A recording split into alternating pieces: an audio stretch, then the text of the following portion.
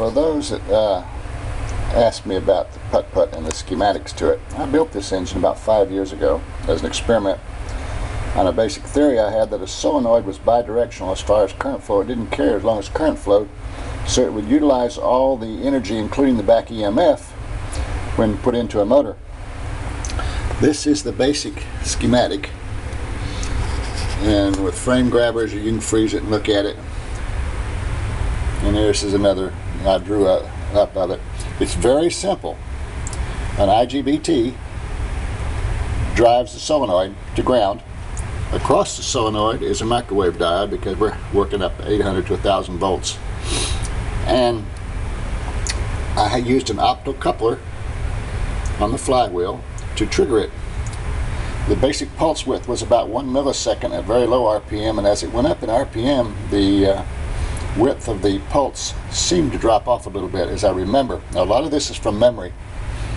This is showing the power supply, which was a variac feeding a 5,000 volt supply, and by using the variac I could vary it from 0 to 5,000. You did not want to go above about 1200 volts or you'd blow the IGBT. As simple as that. It was hooked up, the solenoid plunger was attached to the head of a piston of a model airplane engine. The flywheel was on that, and of course it was out of balance because the slug weighed half an ounce to an ounce. And that was it. Very simple. And I had the wiring diagram for some old photomicrosensors, an Omron photomicrosensor that I got off of eBay years ago, had laying around.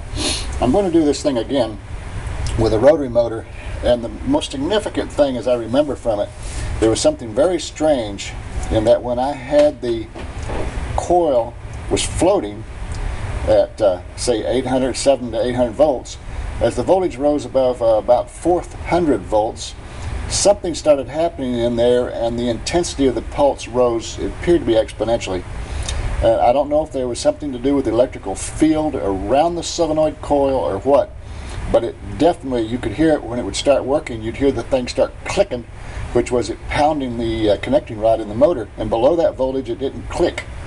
And from then on up, the RPM would rise very rapidly. So it was powered by a 1 microfarad oil-filled cap, 3000 volt cap.